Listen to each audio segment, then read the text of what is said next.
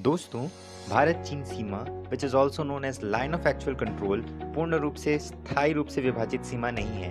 इसका एक हिस्सा Galwan valley which have some really strategic importance for both the countries.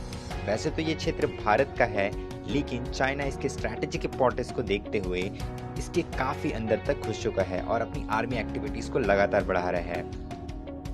And just because of it, India wanted them to set back at their actual places where they were in April 2020.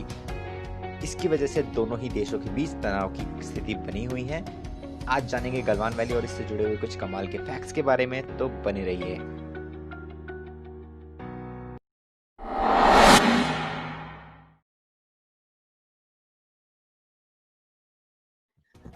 दोस्तों, क्या आपको पता है Galwan valley का नाम वहां से बहने वाली गलवान नदी के नाम पर पड़ा है, जो कि अक्साई चीन के ऊपरी मार्गों से बहते हुए लद्दाख के क्षेत्र में जाती है और ये सिंधु नदी के कुछ प्रमुख सहायक नदियों में से एक है।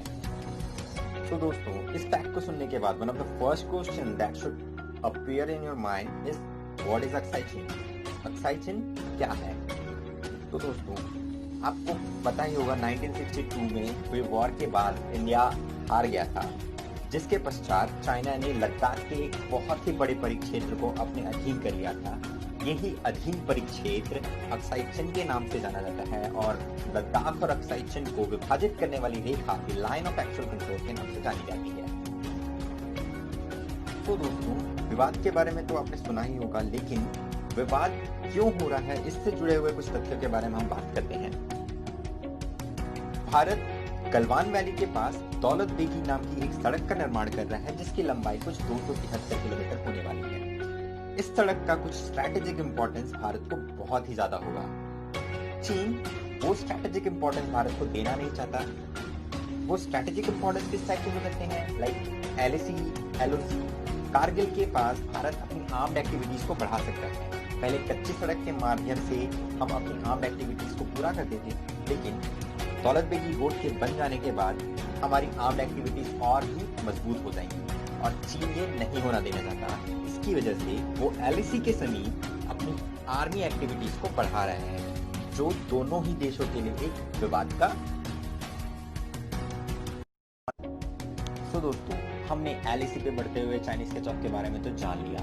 अब जानते हैं इंडियन इकोनॉमी पे बढ़ते हुए चाइनीज कैच ऑफ के बारे में। दोस्तों, भारतीय अर्थव्यवस्था पर चीन की पकड़ उतनी मजबूत तो नहीं है, लेकिन उसका इम्पैक्ट बहुत बड़ा है। चीन का भारतीय इंपोर्ट में 16% और भारतीय एक्सपोर्ट में 3.2% का हिस्सा है।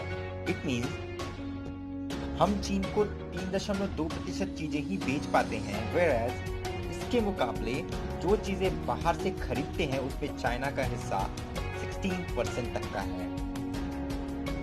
दोस्तों, इंडियन बीजिंग एम्बेसी के वेबसाइट के अकॉर्डिंग भारत और चीन के बीच व्यापारिक संबंध 84 बिलियन US डॉलर से ज्यादा का है। अगर सरल भाषा में कहें तो 6,40,000 करोड़ से ज्यादा का, जिसमें जो डिफ्लेक्ट है दोनों के बिजनेस के बीच का वो है अराउंड 70 to 30% का। इट मीन्स जो 6,40,000 करोड़ का ज्यादा हिस्सा है, मतलब 70% तक का हिस्सा वो चाइना के पास जाता है और बाकी का हिस्सा भारत के पास आता है। दोस्तों, आपको तो पता ही होगा, India is known as a rising tech giant. Indian international market पे भारत को एक टेक जायंट के फॉर्म में जाना जाता है, लेकिन इस टेक जायंट की इमेज में चाइना का भी बहुत बड़ा हिस्सा है। भारतीय कंपनियां जैसे ओला, जोमैटो, फ्लिपकार्ट, पेटीएम, डब्ल्यू और ऐसी कई और भी कंपनीज, सभी कंपनीज में चाइना का बहुत बड़ा इन्वेस्टमेंट है। जानते हैं इनसे जुड़े कुछ फैक्ट्स के बारे में। तो दोस्तों, online grocery company big basket के बारे में तो आपने सुना ही होगा। इस कंपनी में अलीबाबा ने 216 मिलियन US का इन्वेस्टमेंट किया हुआ है। जोमैटो से आपने कभी ना कभी तो खाना खाया ही होगा, लेकिन इस भी कंपनी में अलीबाबा ने 210 मिलियन US का इन्वेस्टमेंट किया हुआ है।